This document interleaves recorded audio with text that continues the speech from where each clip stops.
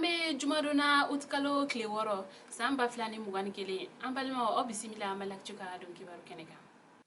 bi kibaram no mambulo kada kuloka ode mali sugo frilaw ulube barabla dola kabini utkalo kile nani arabadu kibaram no serama ulu ya yere ka foko sugo frilaw ulu ni mali jamana nyamugo ulu ka fongo nyonga do ko ni sinfe ni sugo ferla nun tara kile saba barabla la ko wala sa ku ga ni songo ya ko ni yire kawla dona ka fo abe ku nyogon dama do bo mali jamana nyamo ulu ni sugo ferla ulu ka hakanyini jekulu nyamau ulu ni ukun sigila kapma wala sa sugo songo bise kan waya chuga amna jamana de uma o be ngan seben kon nala mali jamana nyamo ulu ya yire ka fo ko ulu hon bena uni yorota mishu songola wala sa chuga amna sugo ferla ulu fene be se ka sugo fere no wala dugude uma ya sugo ferla nun kon ka fola ko kabini o koni kera ko mali jamana nyamugo ko o koni teka o kalaidu bo asirafe ko ulube wakati mina iko sisa ko ulube sugo fere wa ute tono yere sorala o wale ya nune na lenfle nini kle saba barabla nyi kawla dona ka fo ma chama kon humeno ulu kunte sugo tiki ulu ka barabla in kalama muso do kon tara ka yere ka fo ko ubeta sanina kata soro ko sugo tiki kon no o koni kera di kumbaye uluma sabla ulugo ko alni akun folendo ulunyana ko ulu kon me ujugudo sugo ferela ulu ka hagayini jekulu nyama do yere kon ka fola o ya yere ka fo ko ni jamana nyamo ulu kon maseka o walaidu kon time ni kle saba barabla en kofe ko ulu bena segin ka do fara sugo songoka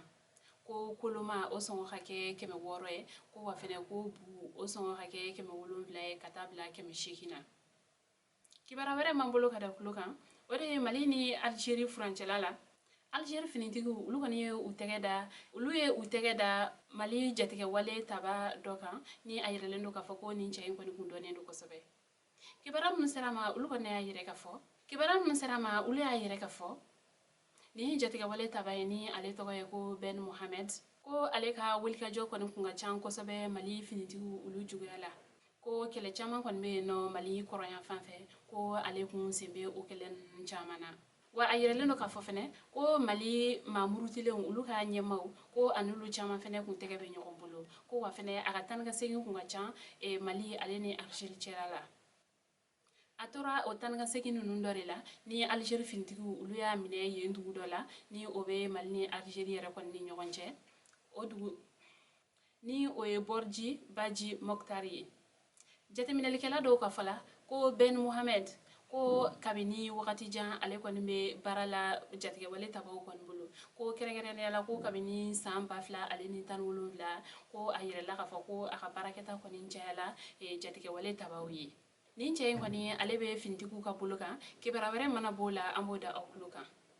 kibara were mambulo kada kulukan ode keba alamsado jouer kalo clé duru so bina dudo kono mogo koni kani ayire la ka fa ko mafla ulu bonela unina kibara mun serama ulu honne ayire ka fo ko ni wakati laban na keba ko san koni te katike yenno ko ni huye akle saba yere shuni kle sambe na keba ko alamsado soma nege kanya shekin wakati ko ni du kono mogo ni oye ketala kawye ulu kono kun sigilendo uga du kono daraga dun konna ko ayire la ka fo ko ni soyin kono kunye sanga so fene ko ga ko apma laban so yi honne bine flani ayere ni du kono mogo nunka muso kelen ale ni den kelen ulu koni bonela unina ayoro bela ga ayere la ka fo fene ko ma chaman koni fene jokina akoda fe sere munu sorola ni yoro ina ino ulu koni ayere ka fo ko ni sobi koni masoro fusfe ko safla ko ni wakati laban na ko sante ka kotike e keba konala ko o fene kera sawe so chaman koni be no ko sumaya dala ula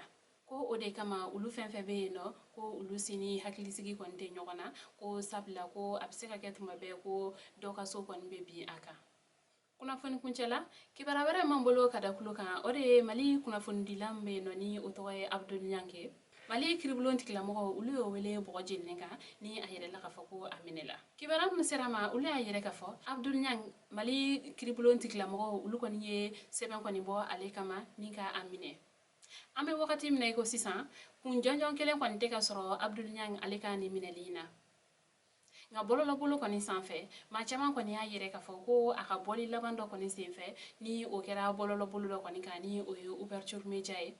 ko abora eno kapma Birama Touré o katunu ni ko kan ko ni kuma nunu kɔni kɔnɔna la ko a yirala k'a fɔ ko Abdul Niang ale ye kuma la kosɛbɛ ko wa fɛnɛ ko a da taara se yɔrɔ dɔw ma ko a kun yamaruyalen tɛ ka kuma minnu fɔ maa caman kɔni y'a yɛrɛ k'a fɔ ko a bɛ se ka kɛ o sababu ninnu ye ko ni Mali kiribulon tigilamɔgɔw olu kɔni ye a minɛ an bɛ wagati min na i ko sisan kibaruya jɔnjɔn mana sɔrɔ nin ko la an bɛ bɔ k'o da aw tulo kan an balimaw ni ne kun ye aw ka bidon kibaru ye ka da aw tulo kan ani ce aw ka kulomajɔ la aw k'an bɛn a ɲɔgɔnna wɛrɛ